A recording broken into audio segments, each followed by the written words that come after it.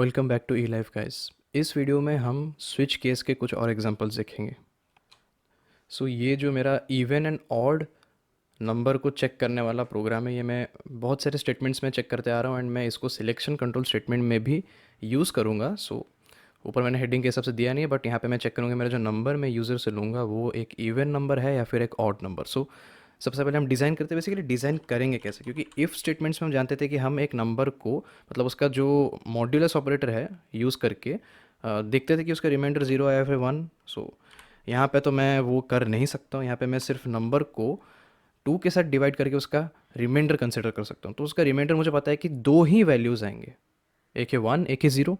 अब हम मैच करेंगे उसको हमारे केस लेवल्स के साथ। तो मैं पहला केस लेवल दूंगा, लेट से वन आ गया। वन का मतलब क्या है? वन का मतलब ये है कि हमारा जो नंबर है वो एक ऑड है, तो मैं यहाँ पे ऑड नंबर प्रिंट कर दूंगा। उसके बाद ब्रेक देना मत नहीं भूलेंगे। एंड देन अब मैं चाहूँ तो यहाँ पे केस ज़ीरो लिख के मेरा प्रिंट एफ कर सकता हूँ मेरा इवन नंबर। वेर एज अगर मैं चाहूँ तो थोड़ा एल्स टाइप का पर्सपेक्टिव भी यूज़ कर सकता हूँ, यानी कि अगर मेरा ये केस मैच नहीं किया तो फिर मैं ये प्रिंट कर दूंगा। बट डिफ़ॉल्ट को एज़ यूजुअल ऐसे यूज़ करते नहीं है। अगर आपके मल्टीपल केस लेवल्स हैं एंड उनमें से कोई भी मैच नहीं करेगा देन इसको यूज़ करना बहुत बेस्ट यूज़ आता है। फिर भी हम यूज़ कर सकते हैं उसको, हमारे पे कोई रोक नहीं है। मैं यहाँ पे बैक स्लैश एन दे के लिख देता हूँ। लास्ट स्टेटमेंट में कभी भी ब्रेक देने की ज़रूरत नहीं, क्योंकि आप इमेजिन कीजिए कि अगर लास्ट स्टेटमेंट हमारा, लास्ट स्टेटमेंट बोल रहा हूँ, लास्ट जो हमारा केस है वो मैच करता है, तो उसके बाद ऐसा कोई केस है नहीं जिसको कि हम बाई मिस्टेक प्रिंट कर सकते हैं। तो उसमें ब्रेक देने की ज़रूरत है, आप दे सकते हैं but it's totally not required. तो कोड को कंपाइल एंड रन करेंगे एंड यहाँ पे एनो यूज़ कर दिया शायद से मैंने कहीं पे, हाँ, क्योंकि मैं यूजुअली एनो लिखता हूँ बट फिर मेरे को ऐसा लगता है कि वो नो कह रहा हूँ and that's not a good feeling. तो यहाँ पे कंपाइल करेंगे, रन करेंगे कि नंबर पूछ रहे हैं मुझसे, लेट्स से मैं देता सेवन। ऑड नंबर प्रिंट हो रहा है, और अगर मैं देता let's say 88 then even number print होता है। एंड आपकी रिस्पॉन्सिबिलिटी है कि आप केस लेवल्स के बाद जो प्रिंट स्टेटमेंट्स लिख रहे हैं वो आप करेक्ट लिखें। अगर मैं यहाँ पे इवन नंबर लिख देता देन प्रॉब्लम ये होता है कि मेरा ऑड के मैच वाले केस में मैं इवन नंबर प्रिंट कर रहा हूँ। एंड यहाँ पे अगर मैं ऑड लिख देता एंड लेट्स से मैं डिफ़ॉल्ट केस हटा के केस ज़ीरो कर देता देन प्रोग्राम मेरा सब कुछ ठीक से चलेगा, मेरे केस लेवल्स परफेक्टली मैच करेंगे, बट मैं गलत चीज़ प्रिंट कर रहा हूँ। प्रिंट पे आपको ध्यान देना है, वरना आप ट्रैक नहीं कर पाएंगे कि आपका प्रॉब्लम कहाँ पे है। नंबर मुझसे मांग रहा है, मैं चार दूंगा तो मुझे ऑड नंबर प्रिंट करके दे रहा है, तो मैं सोचूंगा मेरा लॉजिक गलत है, but logic is absolutely fine. यहाँ पे हमारा ऑपरेशन हो के हमारे बैकग्राउंड में या तो ज़ीरो या फिर वन आएगा।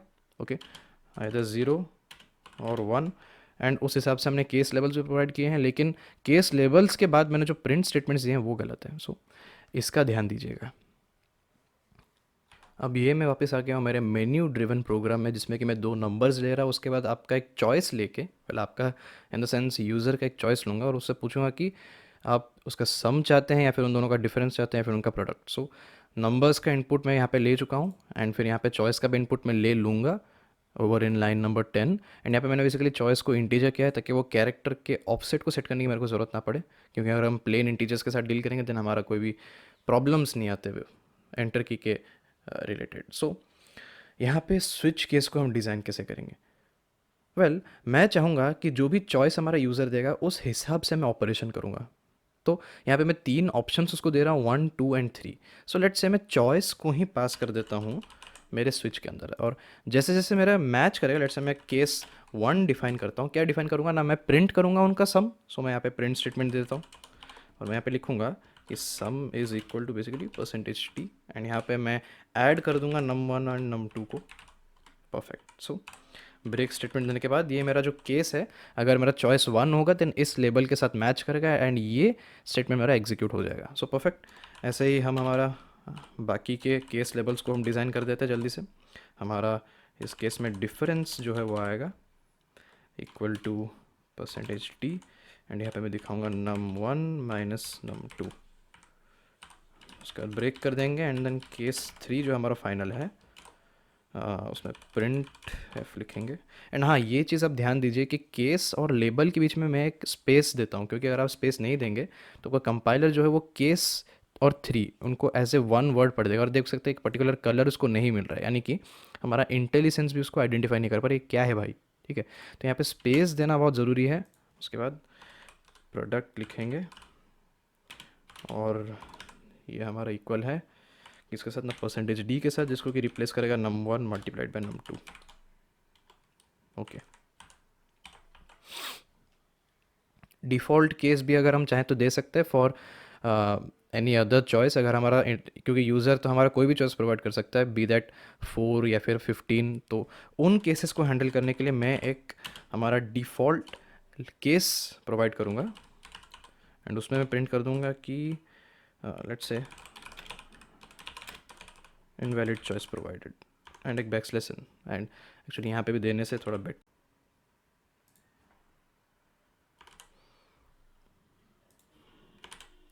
यहाँ पे भी दे देते हैं। Okay, that's it. तो इसको रन करके देखते हैं। यहाँ पे मैंने एक ब्रेक मिस कर दिया था ऑलमोस्ट। ओके, प्रोग्राम पूरा परफेक्टली हमारा चलना चाहिए। अभी क्लियर स्क्रीन करके कंपाइल करेंगे, फिर रन करेंगे एंड 2 नंबर मुझसे मांग रहा है। लेट्स से मैं देता 7 and 8 enter your choice. Let's say मैं इनका सम देखना चाहता हूँ, सो कितना दिखा रहा है 15। Okay, fantastic. क्लियर करके वापस से रन करेंगे। 2 numbers let's say 45 and 50, difference चाहता हूँ -5, परफेक्ट। उसके बाद 2 नंबर्स वापस से 9 and 9 एंड प्रोडक्ट चाहता हूँ 81, परफेक्ट। प्रोग्राम हमारा पूरा परफेक्टली काम कर रहा है। एंड एक चीज़ आपको एज अ नोट में देना चाहूँगा, ये एक्चुअली आपका सिमिलर है आपके कैलकुलेटर प्रोग्राम के जैसा, जिसमें कि आप 2 नंबर्स यूज़र से मांगेंगे, उसके बाद एक सिंबल मांगेंगे। बेसिकली एक कैलकुलेटर में जैसे कि आप पहले एक इंटीजर इनपुट देंगे, उसके बाद आपका जो भी सिंबल है प्लस माइनस या फिर स्टार, उसको आप देंगे एंड देन आपका दूसरा नंबर। तो उसको भी हम डिज़ाइन कर सकते हैं, बहुत ही सिंपल है, कुछ अलग नहीं है। बस क्या करेंगे कि आप अपना लेट्स से 2 नंबर मैं डायरेक्टली ले लेता हूँ, उसके बाद मांगेंगे कि what operation do you want to do, और ब्रैकेट में मेंशन कर देंगे प्लस या फिर हमारा माइनस या फिर मल्टीप्लिकेशन। डिवीजन में कंसिडर कर नहीं रहा हूँ क्योंकि हमें अच्छे से पता है कि डिवीजन के 2 ऑपरेटर्स हैं और वो दोनों ही हमारे 2 सेपरेट चीज़ें दिखाती है। हमें एक्चुअल डिवीजन नहीं मिलता है एंड एक्चुअल डिवीजन करने के लिए हमें टाइप कास्टिंग करना पड़ेगा या फिर डबल्स या फिर फ्लोट्स को कंसिडर करना पड़ेगा। सो यहाँ पे मैं प्लेन एंड सिंपल खाली हमारे इंटीजर्स का यूज़ कर रहा हूँ, तो सिर्फ 3 ही ऑपरेशंस में दूंगा। एंड यहाँ पे हमें इसको एज ए कैरेक्टर लेना पड़ेगा कि बिकॉज दीज आर कैरेक्टर्स, इनको हम इंटीजर में रिप्रेजेंट नहीं कर सकते हैं। तो अब मैं क्या करूँगा, कैर वेरिएबल एक लेट्स से ch करके डिक्लेयर करूँगा एंड यहाँ पे बस इसको चेंज कर दूंगा। एंड क्योंकि हम एक इंटीजर इनपुट के बाद इसको ले रहे हैं, देन हमारा एंटर की को एक्सेप्ट करने की पॉसिबिलिटी है, इसलिए मैं यहाँ पे एक ऑफसेट क्रिएट कर दूंगा, तो मेरा अभी वो प्रॉब्लम होगा नहीं। सो ch लिखेंगे एंड बेसिकली ये हमारा अभी एक ऑलमोस्ट कैलकुलेटर प्रोग्राम बन गया। मैंने कैरेक्टर को पास किया है, यानी कि जो उस हिसाब से मैच करेगा वो मेरा प्रोग्राम एग्जीक्यूशन हो जाएगा। एंड उसको सिंगल कोट्स में मैं मेंशन करना पड़ेगा because this are characters. Plus के लिए मैंने वहाँ पे लिख दिया है, माइनस के लिए यहाँ पे ऐसे लिख देंगे एंड मल्टीप्लिकेशन का तो बहुत ही सिंपल है, स्टार हमारा। सो ये हमारा बन गया अभी कैलकुलेटर प्रोग्राम। इसको भी रन करके देख लेते हैं। Okay, compile run. 2 नंबर्स मांग रहे हैं मुझसे, लेट्स से मैं देता 74 and 1। What operation do you want to do, मैं एडिशन करना चाहता हूँ, सम इज़ 75, परफेक्ट। तो अब आप समझ गए कि इस प्रोग्राम को हम कैलकुलेटर के हिसाब से भी यूज़ कर सकते हैं। बस ये चीज़ का आपको ध्यान देना है यूज़ करते समय। अगर आप ये नहीं देंगे देन आपका एंटर की को ले लिया जाएगा एज ए कैरेक्टर एंड आपका प्रोग्राम एक एबनॉर्मल बिहेवियर आपको दिखाएगा। हम इसके परमानेंट फिक्स के बारे में बहुत ही जल्द जानेंगे जब हम स्कैनएफ के रिटर्न टाइप्स के बारे में पढ़ेंगे। सो वेल, बहुत जल्द तो है नहीं, वो अराउंड आपके कोर्स के एंड के एरियाज़ में। सो 25 देंगे एंड लेट्स से मैं देता 20 एंड अभी मैं एंटर की दबाऊंगा तो फिर वो मुझसे प्रिंट तो करेगा कि what operation do you want to do, लेकिन फिर मेरे से इनपुट नहीं लेगा क्योंकि इनपुट मेरा एंटर की ऑलरेडी जा चुका है। सो आप देख सकते हैं इनपुट मुझसे ले लिया एंड क्योंकि मेरा एंटर की किसी भी चॉइस यानी कि सॉरी किसी भी केस लेबल के साथ मैच नहीं करें, यहाँ पे कहीं पर भी मैंने \n नहीं लिखा है, तो मेरा डिफ़ॉल्ट एग्जीक्यूट होता है एंड मेरे को प्रिंट करके देता है कि इनवैलिड चॉइस प्रोवाइडेड। सो मेरे से यहाँ पे इनपुट लिया नहीं गया था। अब ये एक नया टाइप का प्रोग्राम हम अभी देखेंगे जिसमें कि मैं मेरे यूज़र से एक मंथ का इनपुट लूँगा, and month in the sense मैं हम जो मंथ को नंबर्स में रिप्रेजेंट करते हैं, यानी कि 1 for January, 2 for February, like that, मैं वो इंटीजर हमारे यूज़र से लूँगा यहाँ पे स्कैन करके, एंड मैं बेसिकली दिखाना चाहता हूँ कि वो हमारा समर सीज़न या फिर रेनी सीज़न या फिर विंटर सीज़न में गिरता है। सो उसको दिखाने के लिए बहुत ही सिंपल, हम जानते हैं कि अराउंड 4 महीने हमारे समर सीज़न में आते हैं। वो है वन तो नहीं, आई थिंक मार्च से शुरू होता है, तो फिर 3 4 5 6 हमारे समर में आते हैं। तो फिर हमें क्या करना है, बेसिकली स्विच में हमारा जो मंथ आएगा उसको पास कर देना है। उसके बाद मैं केस लेबल लिखना शुरू करूँगा। मैं जानता हूँ केस 3 यानी कि मेरा मार्च जो है, अगर यहाँ पे मैच किया, यानी कि अगर मेरा यहाँ पे मार्च है, मैं प्रिंट कर दूंगा क्या, वेल समर समर सीज़न। सो ये एक हो गया हमारा। उसके बाद हमें पता है कि केस 4 भी जो आएगा वो भी हमारा समर सीज़न है, तो इसको कॉपी पेस्ट नहीं कर सकते हम चाहें तो। ओके, और फिर ब्रेक देना मैं भूल रहा हूँ बार बार यहाँ पे।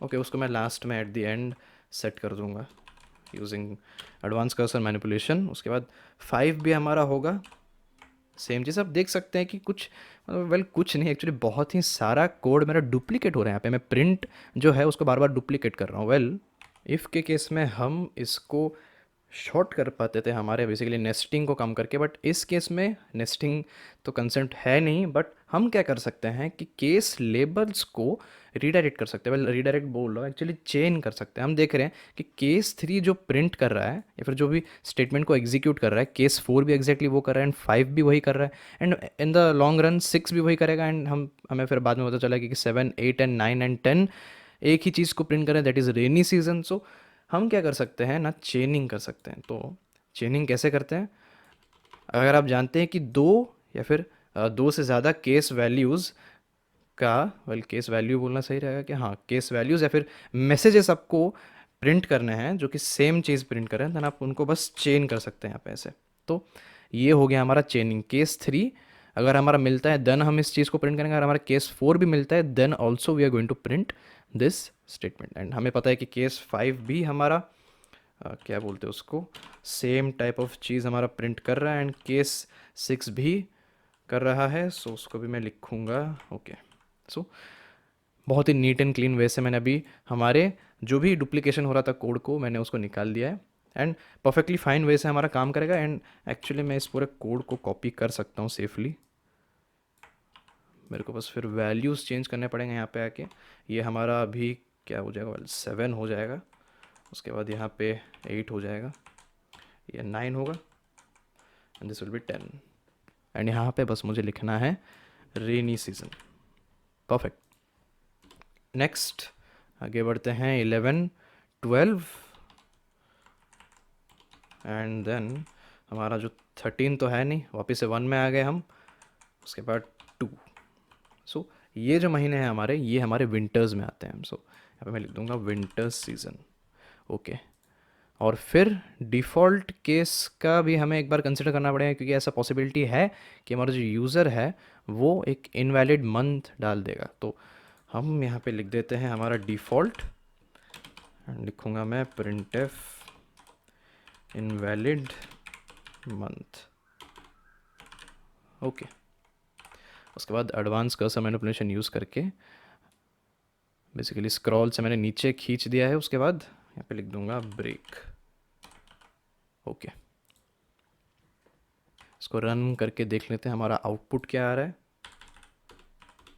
Enter a month, so let's say मैं 5 मारता। सो समर सीजन के अंदर हमारा गिर रहा है वो 3 4 5। Okay perfect. And let's say मैं मारता हमारा 7 rainy season, 8 rainy season. Perfect, आगे बढ़ते हैं। लेट्स से मैं देता 1 विंटर सीजन। सो अब आपको समझ में आ गया हो कि हम केसेस को चेन कर सकते हैं। अगर हम ये देखने को पा रहे हैं कि हमारे जो केस लेबल्स है वो मतलब ग्रुप ऑफ केस लेबल्स हमारे सेम चीज़ को एग्जीक्यूट या फिर वेल यहाँ पे एग्जीक्यूट कहना ही सही रहेगा। मैं एक्चुअली सोचा था कि इवेलुएट करेंगे। वेल इवेलुएट भी कर सकते हैं अगर हमें कुछ असाइनमेंट ऑपरेशन या फिर कुछ अलग टाइप का ऑपरेशन भी करना था और हम देख रहे हैं कि वो सेम है हमारे इन चारों केसेस में, देन हम उनको ग्रुप करके ऐसे वे से लिख सकते थे। अब स्विच स्टेटमेंट्स को भी हम नेस्टिंग कर सकते हैं, और ये जो मैंने अभी सिचुएशन आपके सामने प्रेजेंट किया है, वेल इस केस में कुछ हमारा प्रिंट तो होगा नहीं, क्योंकि यहाँ पे मैंने स्विच के एक्सप्रेशन में 1 पास किया है, वेर एज ऐसा कुछ मैंने लेबल, हमारा जो केस लेबल है वो मेंशन नहीं किया जो कि इसके साथ मैच करेगा। सो स्विच स्विच के साथ मैच नहीं करता है। अगर मैं यहाँ पे लिखता लेट्स से केस 1 करके, देन मेरा केस 1 के बाद जो भी स्टेटमेंट्स है वो एग्जीक्यूट होता है, क्योंकि स्विच एज ए होल भी हमारा एक स्टेटमेंट है। सो हमारा ये एग्जीक्यूट होता है, और यहाँ पे हम एक और एक्सप्रेशन पास कर रहे हैं, ये एक हमारा नेस्टेड स्विच है, एंड इस एक्सप्रेशन में हमारा ये लेबल मैच कर रहा है, सो हम प्रिंट करेंगे हमारा टेस्टिंग। बट लेट्स से मैं केस वाले हिस्से को हटा देता एंड इस प्रोग्राम को रन करता, देन मेरा आउटपुट कुछ आता नहीं।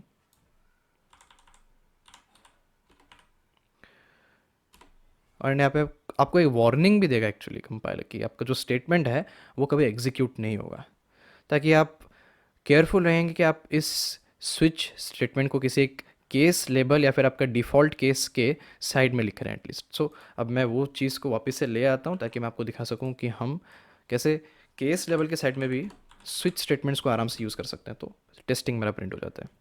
एंड लेट्स से मैं अभी एक छोटा सा प्रोग्राम क्रिएट करूँगा जिसमें कि मैं देखूंगा कि मेरा जो नंबर है वो ज़ीरो है या फिर पॉजिटिव या फिर नेगेटिव। सो इसको हम पहले भी करते आ रहे हैं, बट हमने इसको कभी स्विच केस में इम्प्लीमेंट किया नहीं है, एंड मैं जल्दी से कर देता हूँ। सो इंट नम हम ले लेंगे, उसके बाद प्रिंट नहीं करूँगा, मैं डायरेक्टली स्कैन कर दूंगा मेरा जो नंबर है। बहुत यूज़र फ्रेंडली प्रोग्राम्स हमने ऑलरेडी क्रिएट कर दिए हैं, मैं अभी थोड़ा सा प्रोग्रामर फ्रेंडली प्रोग्राम बनाना चाहता हूँ। सो यहाँ पे नम का इनपुट ले लेंगे।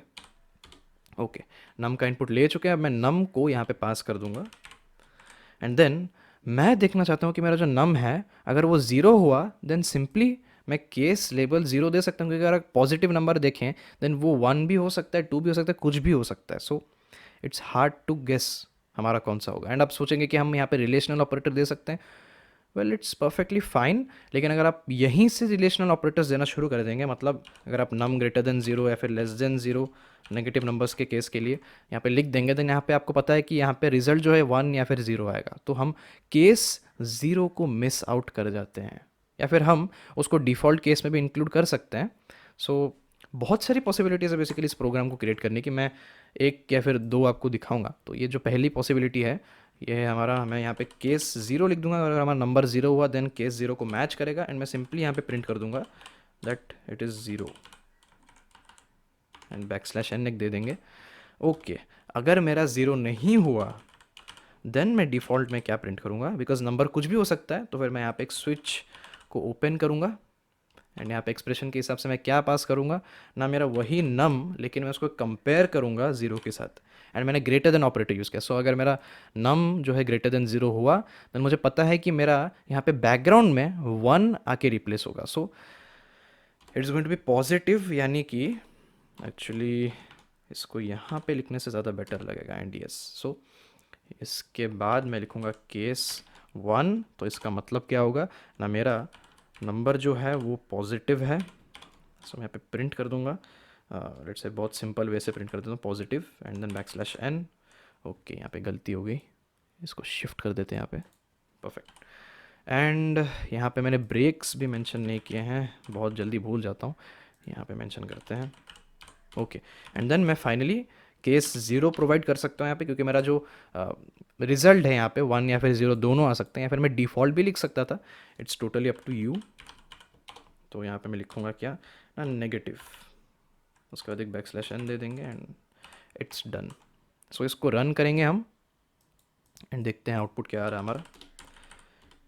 ओके, सो नंबर मुझसे मांग रहा है प्रोग्राम, क्योंकि मैंने कुछ प्रिंट नहीं किया, तो एकदम से शुरुआत से ही मेरा स्कैन फंक्शन काम करने लग गया है, एंड लेट्स से मैं देता 8। सो पॉजिटिव प्रिंट हो रहा है, इट्स परफेक्ट, क्योंकि यहाँ पे हमारा केस 0 मैच नहीं करता। सो डिफ़ॉल्ट की वजह से हमारा जो नेस्टेड स्विच है वो एग्जीक्यूट होता है, और उसमें हम एक कंपैरिजन कर रहे हैं। सो अभी मैं फिर से रन करूँगा प्रोग्राम को, लेट्स से मैं 0 देता हूँ। सो 0 प्रिंट हो रहा है, फाइनल केस हमारा -88 में दे रहा हूँ, and it's negative. And let's से जो दूसरा वे मैं बोल रहा था कि हम कंपैरिजन को सबसे पहले कर देंगे, वो भी हम कर सकते हैं, इट्स एब्सोल्युटली फाइन, उसमें कोई प्रॉब्लम नहीं है। सो यहाँ पे मैं नम ग्रेटर देन 0 लिख दूंगा, एंड मुझे पता है कि दो ही रिजल्ट्स आएंगे, 1 या फिर हमारा जो 0 है। बट यहाँ पे एक छोटा सा इशू आ सकता है हमारे लिए, क्योंकि अगर मेरा नंबर 0 हो गया देन 0 ग्रेटर देन 0 भी हमारा फॉल्स हो जाएगा। सो मैं उस चीज़ के लिए क्या प्रिंट कर सकता हूँ? वेल उस चीज़ के लिए मेरा यहाँ पे most probably negative number print हो सकता है, यानी कि क्योंकि अगर मैं यहाँ पे केस वन को अगर मैं ट्रीट करूँगा एज माई पॉजिटिव का वाला प्रिंट एफ, तो फिर मुझे केस ज़ीरो भी प्रोवाइड करना पड़ेगा।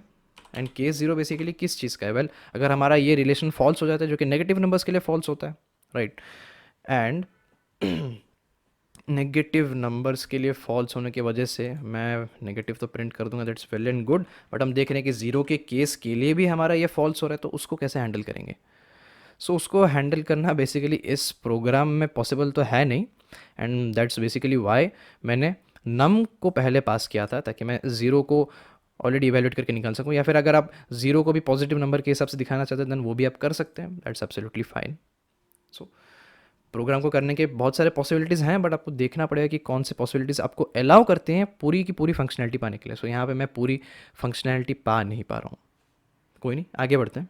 ओके, तो ये जो प्रोग्राम मैं अभी बिल्ड करने जा रहा हूँ इसको भी हम पहले करते आ चुके हैं, एंड बेसिकली मैं 3 नंबर्स लूँगा एंड मैं देखूँगा कि उनमें से सबसे बड़ा कौन सा है। सो 3 नंबर्स में इनपुट ले चुका हूँ। यहाँ पे हम अपना स्विच स्टेटमेंट को बिल्ड करेंगे, एंड यहाँ पे मुझे अभी पास क्या करना पड़ेगा? Well it's going to be straightforward कि मुझे एक कंपैरिजन यहाँ पे करना ही पड़ेगा, यानी कि मुझे अपने रिलेशनल ऑपरेटर्स को यूज़ करना पड़ेगा। सो लेट्स से मैं किसी भी एक नंबर को लेके बाकी के 2 नंबर्स के साथ कंपेयर कर देता हूँ, क्योंकि अगर मेरा कंपैरिजन से पता लगता है कि वो नंबर सबसे बड़ा है, देन मैं एक केस लेबल लगा दूंगा एज वन एंड देन उसको प्रिंट कर दूंगा। सो मैं क्या कहना चाहता हूँ कि मैं लेट्स से नंबर वन को लेता हूँ एंड उसको पहले कंपेयर कराता हूँ मेरे नंबर टू के साथ। उसके बाद मैं एंड ऑपरेटर यूज़ करके, लॉजिकल एंड ऑपरेटर यूज़ करके नंबर वन को अगेन नंबर थ्री से कंपेयर कर रहा हूँ। सो अगर मेरे दोनों केस ट्रू होंगे तो मुझे पता है कि यहाँ पे एज ए होल मेरा वन रिप्लेस होगा इस पूरे एक्सप्रेशन के लिए, एंड मेरा वन को मैं मैच करा दूंगा मेरे केस लेबल वन के साथ, जिसमें कि मैं बेसिकली प्रिंट करना चाहूँगा कि जो नंबर वन है इज़ बिगेस्ट, उसके बाद बैक स्लैश एन लिख दे देंगे एंड यहाँ पे प्रिंट कर देंगे हमारा जो भी नंबर वन है। परफेक्ट। और अगर हमारा ज़ीरो आता है देन मैं केस ज़ीरो करके भी लिख सकता हूँ, या फिर मैं चाहूँ तो डिफ़ॉल्ट भी लिख सकता हूँ। मैं थोड़ा केस ज़ीरो को यूज़ करना चाहूँगा यहाँ पे, एंड यहाँ पे एक स्विच दूसरा मैं क्रिएट करूँगा।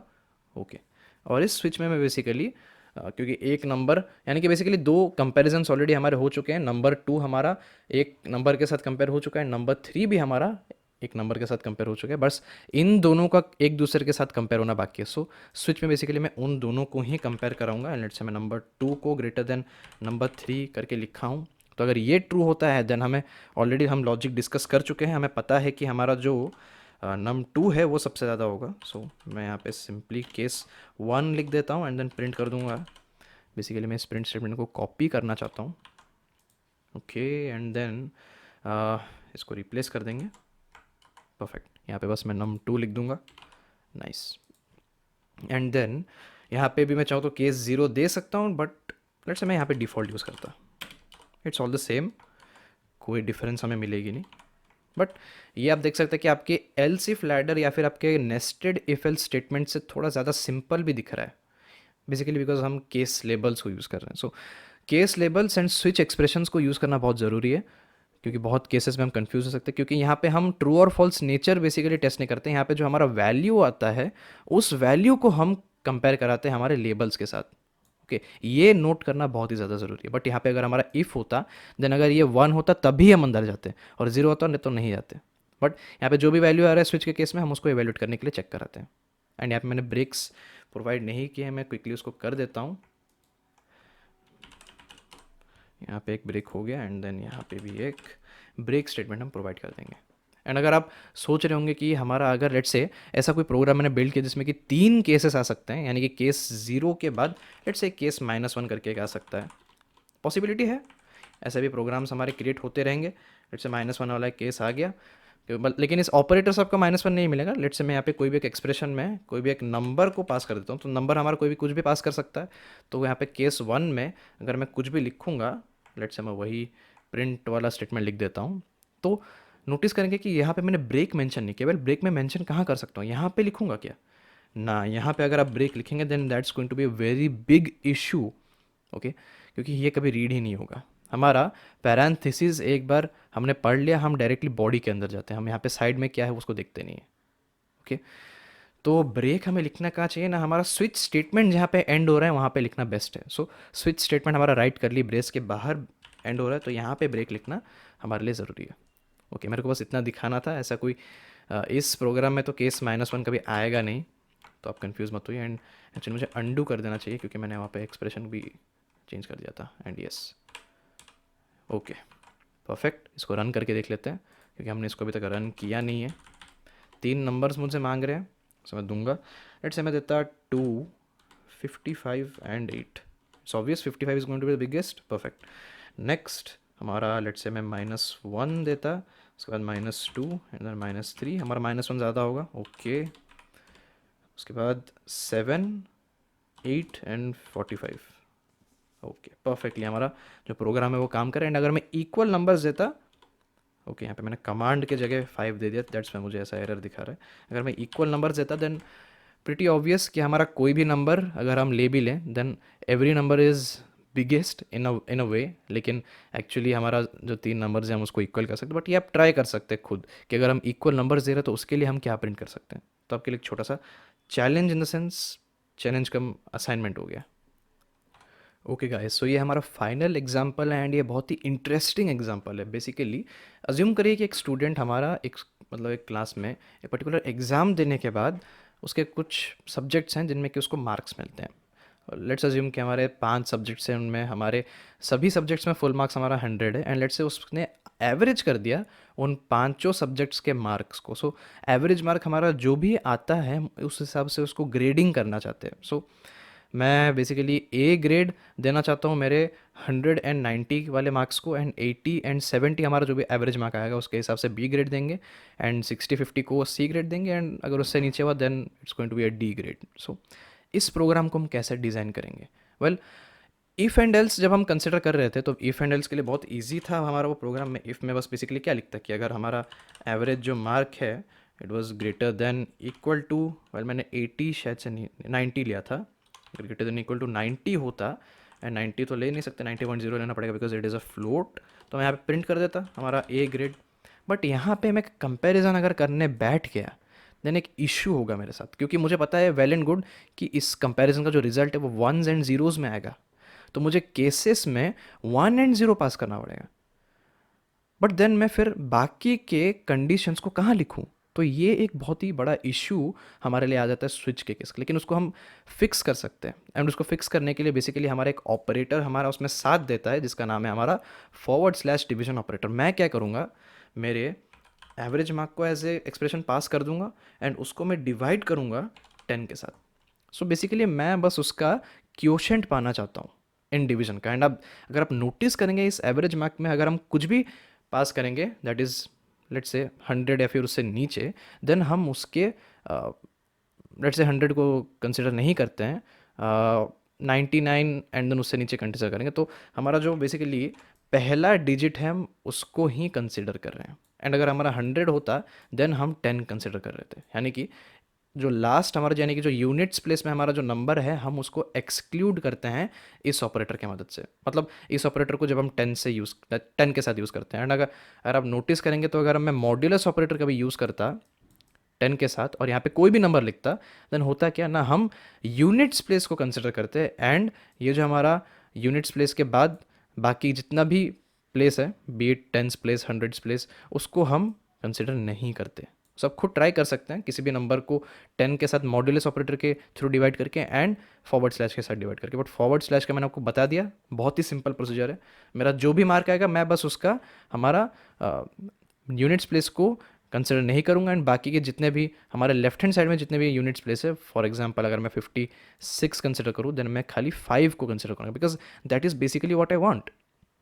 एंड आप थोड़ी देर में जान जाएंगे कि मैं ऐसा क्यों कह रहा हूँ कि मुझे बस उतना ही चाहिए। सो लेट्स से एक्चुअली मैं इसको टाइप कास्ट करके खाली इसका इंट वाला हिस्सा यूज़ करना चाहता हूँ क्योंकि मुझे डेसिमल नंबर से कोई फ़र्क पड़ेगा नहीं। Okay, I am not rounding off any marks. तो अगर लेट्स से मेरा जो बच्चा है वो 100 या फिर 90 लाता है, सो दो केसेस बनते हैं हमारे, क्योंकि 100 या फिर हमारा 95 या फिर हमारा 97, सभी केस के लिए हमारा मतलब अगर हम 100 को कंसिडर नहीं करेंगे, 90 से लेके 99 तक मेरा जो भी एवरेज मार्क आएगा उसको अगर मैं 10 के साथ डिवाइड करूँगा फॉरवर्ड स्लैश ऑपरेटर यूज़ करके, देन मेरा रिजल्ट जो है वो 9 आता है। सो एक चीज़ मैं जान चुका हूँ कि मैं केस 9 लिखूँगा तो फिर मैं प्रिंट कर दूंगा, क्योंकि मेरा 9 आएगा इधर से तो वो मैच कर रहा है इसको, तो मैं प्रिंट कर दूंगा ए ग्रेड। ओके, एंड हमारा केस 10 भी बेसिकली ए ग्रेड ही है, यानी कि अगर मैं यहाँ पे 100 पास करता है एवरेज मार्क का तो उसका डिवीजन होके हमें 10 मिलता। सो मैं जानता हूँ 10 का भी मेरा ए ग्रेड आएगा, देन मैं इसको सिंपली यहाँ पे चेन कर देता हूँ। सो 10 एंड 9 के लिए हम कंसिडर कर रहे हैं हमारा ए ग्रेड, एंड लेट्स से मेरा 70 से लेके 80 तक कोई भी एक नंबर आता। सो किसी भी नंबर जो भी मेरा 70 से लेके 70 से 80 ही बोलेंगे शायद से, नहीं हाँ 70 से 80, उस नंबर को अगर हम 10 से डिवाइड करेंगे देन हमें बेसिकली 7 या फिर 8, ये दोनों में से कोई भी एक नंबर मिलेगा। सो मेरा केस लेवल अगेन मैं डिफाइन कर सकता हूँ केस 8, या फिर अगर मेरा केस 7 आया, यहाँ पे मैंने शिफ्ट दबा दिया, तो मैं प्रिंट करना चाहूँगा मेरा बी ग्रेड मिला है उस बच्चे को, printf B grade. Okay, एक आखिरी हमारा बच्चा है, and I think it is आखिरी, यस। अगर हमारा 60 से लेके 50, या फिर मैं उल्टा बोल रहा हूँ एक्चुअली, 50 से लेके 60 के बीच में कोई भी नंबर आता है देन हम जानते हैं कि उसको अगर हम 10 से डिवाइड करेंगे देन हमारा बेसिकली 5 या फिर 6 आ सकता है। सो केस लेवल्स मेरे को अगेन मिल चुके हैं, मैं 6 लिखूंगा ताकि ये थोड़ा मतलब डिक्रीजिंग ऑर्डर में लिखें एंड सुंदर दिख रहा है। सो यहाँ पे 5 लिख देंगे, एंड यहाँ पे मैं एक्चुअली लिख लिख के थक गया हूँ, मैं क्या करूँगा यहाँ पे ब्रेक लिख दूँगा एंड इस पूरे चीज़ को कॉपी कर दूँगा। ओके, ताकि मेहनत थोड़ा सा पे कम हो जाए, कैपिटल यूज़ करेंगे एंड यहाँ पे ब्रेक लिखना पड़ेगा manually again. Okay, and let's से वो एक इनवैलिड एवरेज मार्क देता है, यानी कि नेगेटिव्स में देता है या फिर हमें 100 से ज़्यादा देने की कोशिश करता है, देन इन दैट केस मैं डिफ़ॉल्ट केस को यूज़ करूँगा, परफेक्ट, एंड लिख दूंगा प्रिंट एफ। वेल एक्चुअली यहाँ पे इशू हमारा जनरेट हो सकता है, मैंने बाकी डी ग्रेड को हैंडल नहीं किया, तो मैं काम कर सकता हूँ केस 4 3 2 1 को चेन करके डी ग्रेड प्रिंट कर सकता हूँ एंड केस 0 भी प्रिंट कर सकता हूँ, या फिर मैं डिफ़ॉल्ट में ही प्रिंट कर दूँ मेरा डी ग्रेड। सो ऐसा हम बोल सकते हैं कि हमारा जो स्टूडेंट है उसको परफेक्ट मार्क देना ही पड़ेगा, या फिर उसका कुछ प्रिंट नहीं होगा, या फिर उसको डायरेक्टली डी ग्रेड मिलेगा। Actually yes, as a punishment हम इसको दे सकते हैं।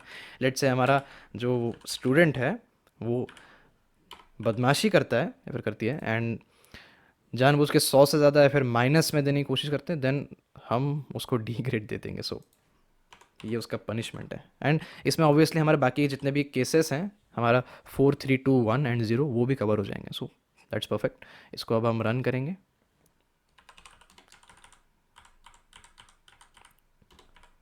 ओके, मैंने कहीं पे सेमीकोलन छोड़ दिया शायद से, यस यहाँ पे।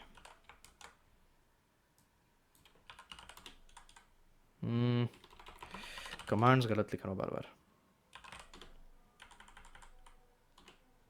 कुछ दिखा रहा है मुझे यहाँ पे, implicit declaration of function print F. Okay, मैंने प्रिंट एफ नहीं लिखा था, प्रिंट लिख दिया यहाँ पे, दैट्स इशू, एंड यहाँ पे भी वही कॉपी हुआ है इसलिए दो जगह पे मुझे एरर्स दिखा रहे हैं। तो इम्प्लिसिट डिक्लेरेशन का मतलब ऐसा कोई प्रिंट करके कोई फंक्शन एग्जिस्ट ही नहीं करता है हमारे लाइब्रेरी के अंदर, या फिर क्या आपने उसको डिफाइन किया था, उसका डेफिनेशन कहाँ पे, ऐसा पूछ रहे हैं मुझे। बट ना भाई, मैं प्रिंट को डिफाइन नहीं करना चाहता, मैं प्रिंट एफ यूज़ करूँगा जो कि मेरे एस टी डी आई ओ में, एंड अगेन मैंने यहाँ पे कमांड गलत डाला, उसको फिक्स कर देते हैं, ए लिखना पड़ेगा हमें, एंड एक मार्क मुझसे एक्सपेक्ट करा, लेट से बदमाशी करते हैं, 105 देने की कोशिश करूँगा तो ए ग्रेड दिखा रहा है। ओके, ये केस मैं कंसिडर करना एक्चुअली भूल गया, क्योंकि 105 को भी अगर हम 10 से डिवाइड करेंगे देन हमारा वो 10 केस को मैच कर जाता है एंड हमें ए ग्रेड मिल जाता है। So maybe 5 marks extra for good handwriting, जैसे कि एड्स में आता है। बट परफेक्ट केसेस को हम देख के चलते हैं क्योंकि ये हमारा बेसिक प्रोग्राम है। लेट्स से मैं देता 98, so A grade, that's fine. Let's say मैं देता 45, D grade, okay fine. And let's say देता 76, तो 7 मेरा आना चाहिए जो कि मैच करेगा बी ग्रेड के साथ यहाँ पे, ओके।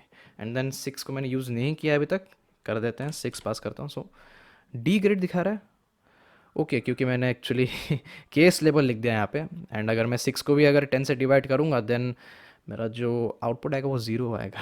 सो यहाँ पे मैंने एक छोटी सी गलती की थी, उसको मैं रेक्टिफाई करूँगा। मुझे 66 सोच रहा था एक्चुअली, बट मैं 6 पास करता एंड सी ग्रेड मिल चुका है हमें। Okay fine.